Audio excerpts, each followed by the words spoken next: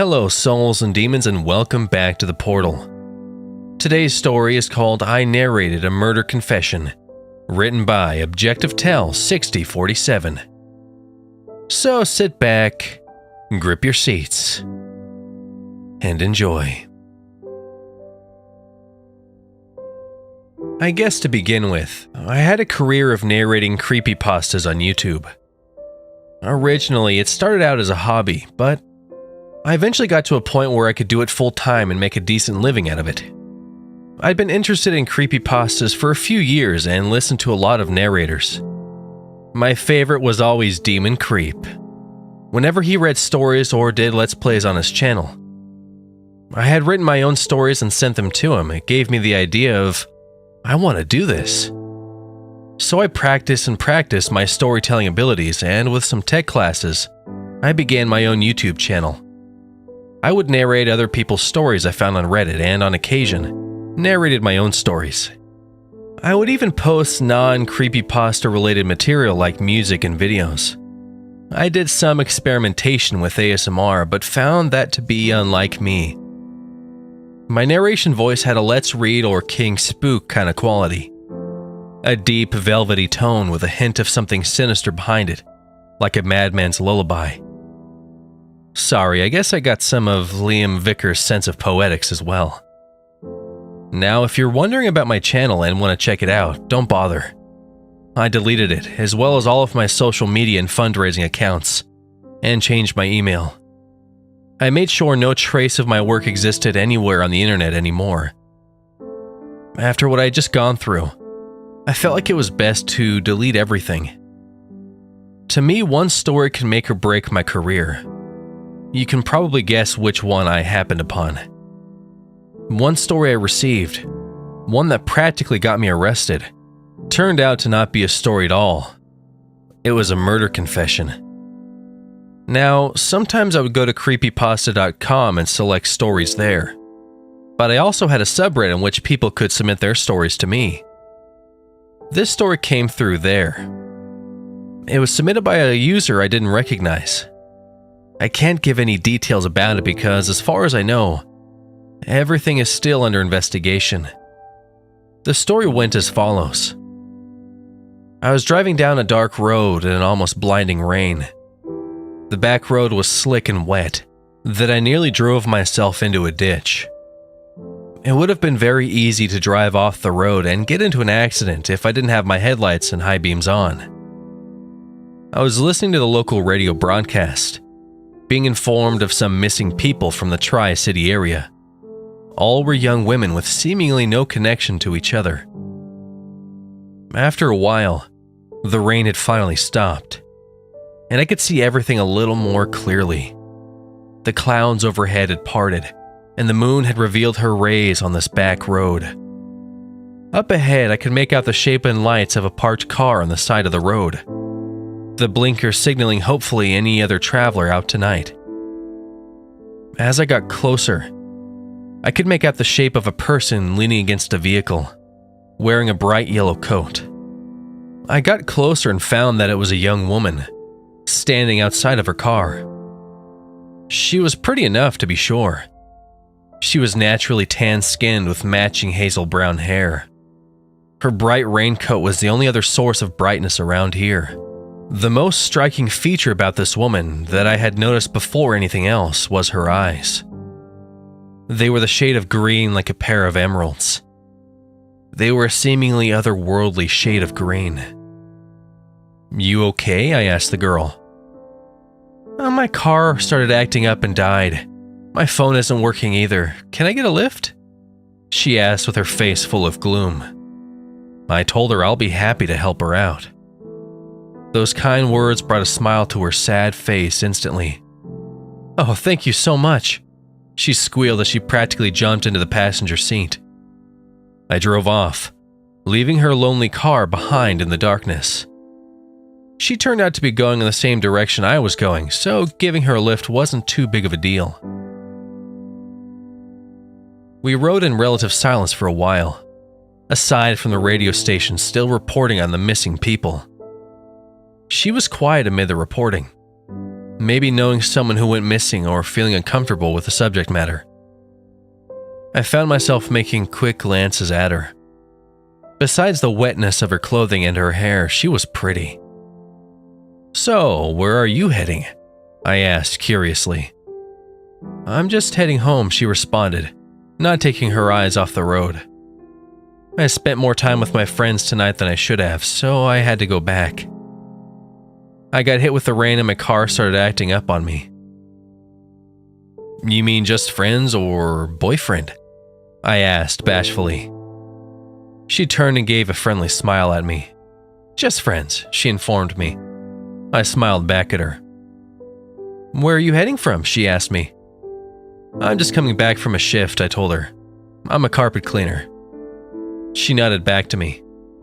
It was a few minutes before we said anything else. "Thanks again for helping me. I don't know what I would have done if you hadn't shown up." I glanced at her, again hypnotized by her eyes. "You know, you should be really careful when hitchhiking or flagging down a ride. You don't know what kind of psychos are out there. The person behind the kidnappings could have gotten you instead of someone else." Her smile faded and she nodded. "Interesting fact. Did you know Edmund Kemper, the co-ed killer, picked up hitchhikers and killed them in a remote spot?"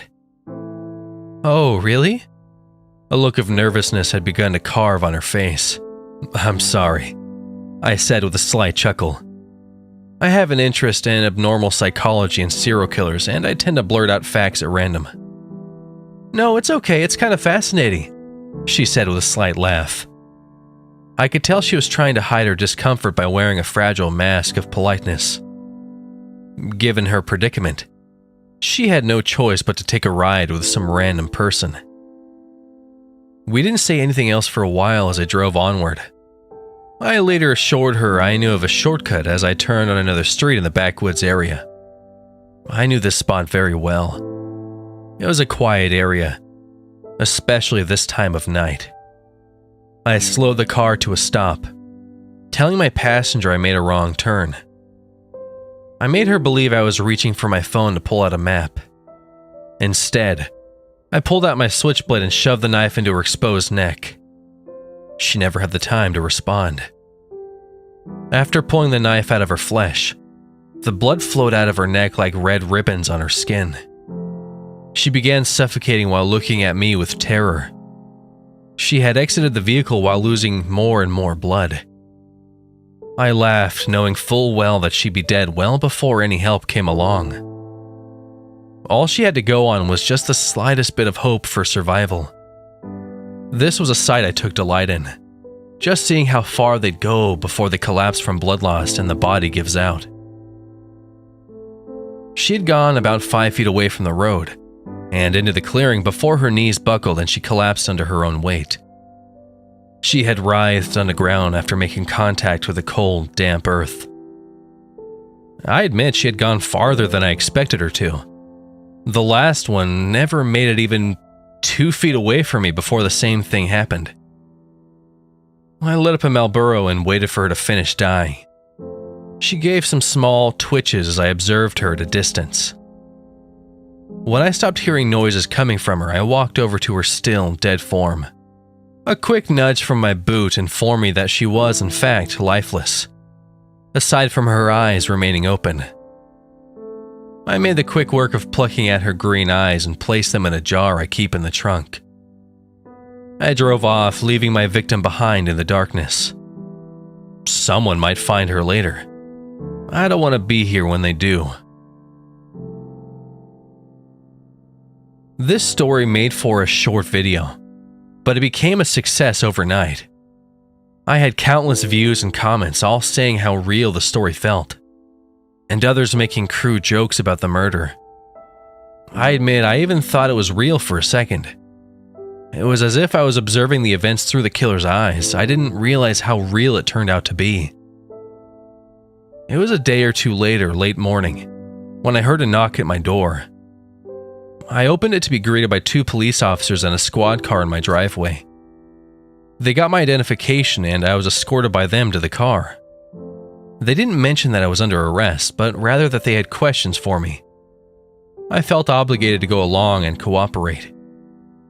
I waited in an interrogation room, complete with a simple desk, one chair, and what I assumed to be a two-way mirror. Someone might have been on the other side, deciding what to do with me. All that went through my mind was what happened that got me in here. After a long time, two people entered. The man was a burly white male in a white-collared shirt and rolled-up sleeves. I don't know what health issues he had, but sweat seemed to have glistened his exposed arms and face. The other person was an African-American woman in a purple coat and skirt. I was thinking one of them may have been a detective and the other one was an actual cop. They'd come inside and their stoic faces had stared right into me. "We understand you have a YouTube channel, right?" the woman asked. I had answered in the affirmative. They inquired about my latest video, about a murder. I told them about it and asked what was going on and why I was there. They answered me, and the explanation still gives me a feeling of nausea and freezes my blood. About 7:30 a.m. in the previous morning, two civilians were driving down Old County Road, an unpaved dirt road just outside of town. They stopped on the road due to a flat tire. While making changes to a new one, the passenger noticed a strange white shape in the clearing off the road in the grass. They'd gotten close enough to see the shape better and screamed loud enough to break the morning silence. The sight was a body of a young girl, mutilated and dead. She laid still, pale and damp from a mix of morning dew and dried blood. There was an obvious knife wound in her neck, aimed right at the jugular veins so she would bleed out the quickest. That wasn't the only detail about this gruesome discovery. There were also two bloodied holes where her eyes should have been. Two red, dark caverns in a frozen face that had become home to insects. An ambulance and the police made it to the scene and began the investigation. The victim in question still had her ID and wallet with her. The killer obviously didn't want anything of monetary value from her, but I know what they did want. The one detail on her card that stuck with me was her eye color: green. The police had other leads in the Tri-City area. There were other reports of women either going missing or being found as bloodied corpses, all with missing eyes. This killing spree had been going on for about a year now. The only two things that linked these victims together was that they were all given a ride by someone else due to car problems, and their eyes were some shade of green. This person, who they called the Green-Eyed Killer, was still at large as far as they knew. The details of the scene weren't yet known to the public at the time my video came out. The police were digging for details and clues, and somehow one of them caught my video and linked me to the murder. I told them the details about how I got the story submitted to me a couple nights ago on Reddit. They were skeptical about my explanation, but decided to keep me in a cell until they decided what to do with me. They did a search of my house and checked my laptop. After a few hours of finding the story like I told them, and finding nothing else to link me to the crime, they let me go. But they kept my computer for a while. I didn't follow the details of the investigation after being let go. I eventually got my laptop back, and when I did, the first thing I did was tell my fan base about what had happened, and that I made the toughest choice of my life. I thanked everyone for all the love and support, and I deleted everything. My Reddit page, my channel, my social media accounts, and my fundraising accounts were all deleted. I got rid of everything because I didn't want to go through another incident like that. Worst, I hated the idea of profiting off a murder just for views. I'll end it with a warning. If you're a young woman with green eyes and your car breaks down during the night, be careful who you get a ride from. They may be the last face you ever see.